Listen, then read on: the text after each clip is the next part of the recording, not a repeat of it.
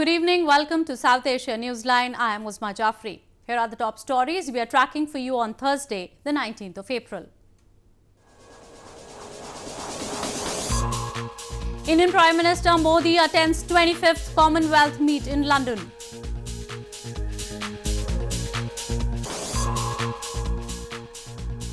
Security beefed up following suspected terrorist movement in India's Punjab province.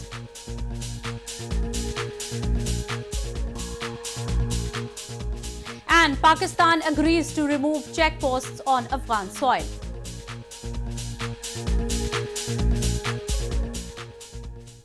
And now for all the details. Indian Prime Minister Narendra Modi along with 52 world leaders attended the Commonwealth Heads of Government meeting in London on Thursday. The two-day summit is taking place at a time when Britain is looking to forge new relations with the 53-member Commonwealth grouping post-Brexit. Indian Prime Minister Narendra Modi on Thursday attended the opening session of the Commonwealth Heads of Government meeting in London along with 52 other world leaders. The two-day 25th Commonwealth meet is being held at the Buckingham Palace and was formally inaugurated by Queen Elizabeth II. Prime Minister Modi and his British counterpart Theresa May at their bilateral meeting on the eve of the summit pledged to reinvigorate the grouping. The summit is taking place at a time when Britain is looking to forge new relations with the Commonwealth post-Brexit. It will focus on peace, prosperity, security, trade and investment. Discussions on strengthening cooperation in the fight against global terrorism, organized crime and cybercrime are also likely. India's global influence has carried on various international forums and Commonwealth is no different. Security was beefed up and search operations were underway in India's northern Punjab province on Thursday following reports of suspicious terrorist movement. New Delhi has long accused Islamabad of using militants as a proxy to mount attacks on Indian soil. Pakistan denies the allegations.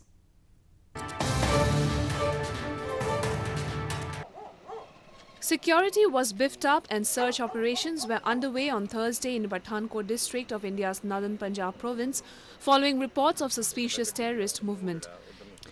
Acting on a tip-off on Thursday morning, the security forces immediately spread out in large numbers and searched various locations in the region. Suspicious man stopped a car belonging to a Muskin Ali asking for a lift. However, Ali, who suspected that the hitchhikers could be terrorists, left the car and ran away. He later informed the police about the same, after which the search operations were launched. इसमें कल रात को हमारे पास में कुछ संदिग्ध नज़र आने की इन्फॉर्मेशन आई थी, तो उस सिलसिले में हमने इस एरिया में रात को भी काफ़ी सर्च रखी है, तो अभी भी हम इस एरिया को सर्च कर रहे हैं. Pathankot is located close to the border with Pakistan. It saw a gruesome militant attack in January 2016 when heavily armed militants stormed on Air Force Station and killed 7 soldiers. India has long accused Pakistan of training and using militants as a proxy to mount attacks on Indian soil. Pakistan denies the allegations. Moving on, Pakistani proxies on Wednesday tried to sabotage a peaceful rally of the Sindhi-Baloch Forum in London. The Baloch and Sindhi activists were holding protests opposite 10 Downing Street against human rights violations inflicted upon innocent people in Balochistan and Sindh by Pakistan.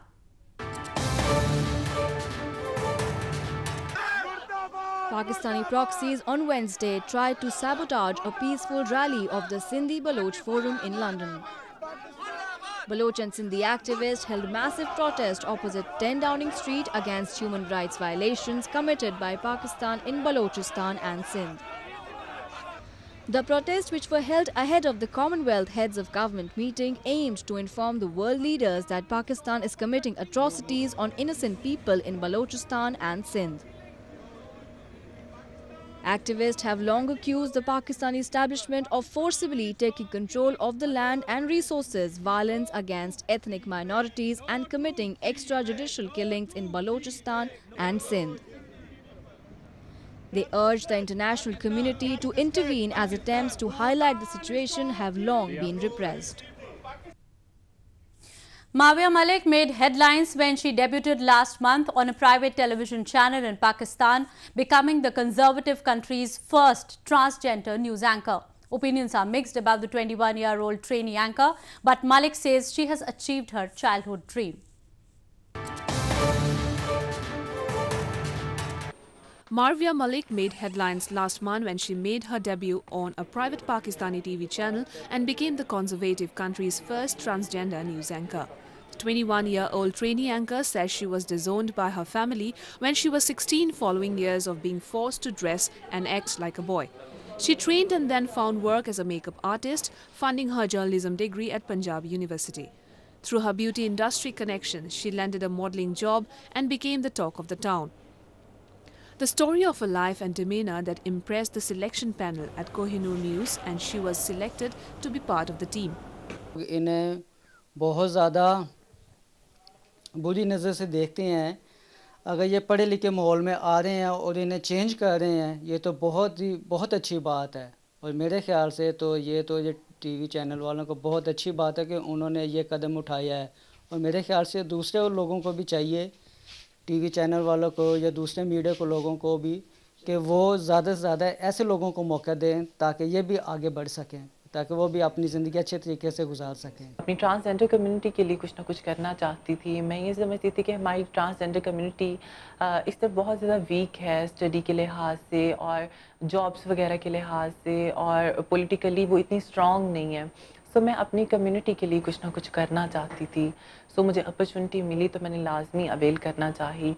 Many transgenders in Pakistan live in secluded communities and have no choice but to beg on the streets or sing and dance at private parties to earn a living.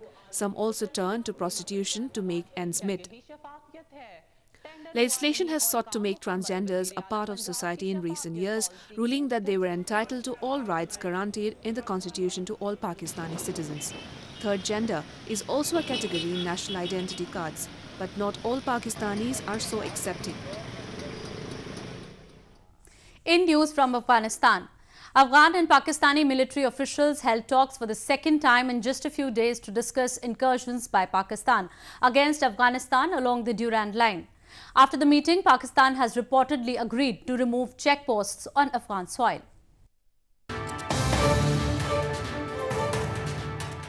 Islamabad has agreed to remove checkposts on Afghan soil after military officials from both the nations held talks to discuss incursions by Pakistan against Afghanistan along the Durand Line for the second time. Clashes between Afghan border forces and Pakistani military in Khost and neighbouring Paktia provinces erupted earlier this week. During Wednesday's meeting, Afghan officials said Pakistani authorities admitted that they have built structures on Afghanistani soil. دغه دوه پوسټي فکر کوم چې د هغه نه د زیرو خط نه دغه وته دی وو به ګورو ډېره خبره دی زه موافق یم چې کله تاسو زینیم کې زموږ پوسټ کوي نو موږ یې ریډي تاسو په یو انچ باندې موږ وی ویل ریسپیکټ یور ټریټوري انټیګریټي هغه چې د افغانستان کوم ټریټوري انټیګریټي زموږ د پراغتونه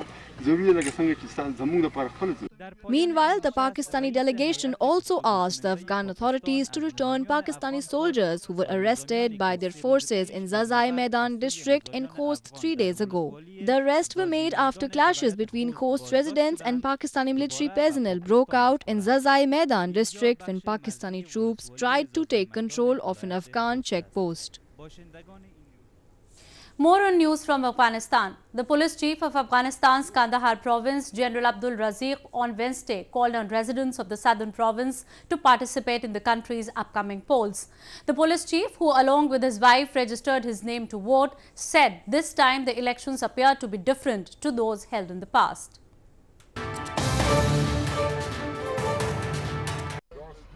General Abdul, the police chief of Afghanistan's southern Kandahar province, on Wednesday called on residents to participate in the upcoming parliamentary and district council elections. The police chief, who along with his wife registered his name to vote, said this time the upcoming polls appear to be different to those held in the past. Raziq also encouraged people to register and to get their IDs stamped by the Independent Election Commission or IEC before the polls. د پروسه ان شاء الله در ډیره ځای شفافه ده او د خلکو سم غوښتنه ده که دکاندار دی که ټکسیوان دی که بزګر دی که هر د دې ولس خلک دي د کندهار دلته 4 میلیونه نفوس دی په اشاره بالا نو دوی باید چې ټوله راشي ثبت نام وکړي. Meanwhile, a number of lawmakers in Afghanistan's lower house of parliament expressed concerns over the slow voter registration turnout so far. However, IEC has said over 47,000 people across the country had registered to vote in the first 3 days of the process and assured that they are working on an awareness campaign to inform people about the process. A special tournament was recently organized in India's southern Hyderabad city for the physically challenged. The 5-day tournament aimed to motivate the players and build a team for national level.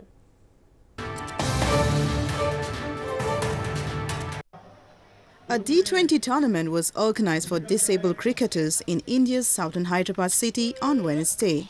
The tournament, organized by the Board of Disabled Cricket Association, was a 5-day event which saw participation of players from 24 provinces of the country. The tournament was held from April 14 to 18. Sports Authority of Telangana State, or SATS, assured all help to conduct the World Cup for disabled cricketers. Players have come from 24 states. Really, they played well. The main motto is to conduct all the 24 teams and conduct the event as well. We want to select an Indian team out of this game. These people have showed that disability is not a hurdle to come up in the life.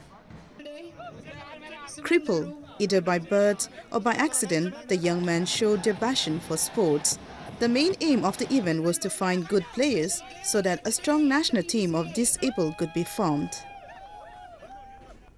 A 12-year-old boy from India's western Surat city has surrendered all elements of a householder life, including emotional attachments, to become a Jain monk. His family fully backs his decision and is in a celebratory mood.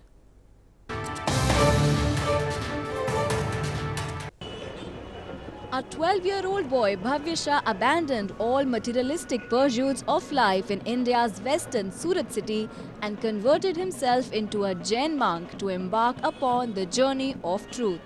A procession was carried out on Wednesday to mark his adoption of a life devoid of all worldly pleasures. A grand ceremony was held on the succeeding day in the presence of 400 to 450 monks and thousands of visitors. मुझे अभी बहुत ही आनंद आ रहा है कि आज मैं परम के मार्ग पे जा रहा हूँ। मैं मैं सबको संदेश यही देना चाहूँगा कि सच्चा मार्ग तो यही है, ये आपको यही अपनाना चाहिए। Bhavya poured rice onto his parents' heads as part of the rituals. He shard flower petals on God's idols and took the blessings of Jain monks before he abstained from all emotional attachments. मुझे बहुत आनंद हो रहा है क्योंकि 4 साल पहले मेरी बच्ची भी जो 12 साल थी उसने भी दीक्षा ली थी। आज फिर बच्चा भी वही राह पे जा रहा है, तो हम लोगों को तो बहुत ही आनंद है कि ये सच्चा मार्ग तो वही है, इसलिए वो राइट जगह जा रहा है। Adopting the life of a monk involves performing many sacrifices. The early stages involve the ritual of kesloka or pulling out of the hair. The new monks and nuns are bound to wear only white robes and give up all kinds of emotional attachments that affect their karma or actions. Well, that's the way it was in South Asia this evening. Before we conclude, the top stories once again. Indian Prime Minister Modi attends 25th Commonwealth meet in London.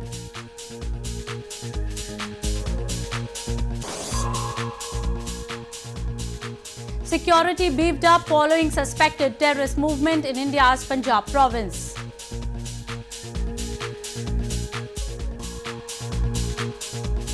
And Pakistan agrees to remove checkposts on Afghan soil.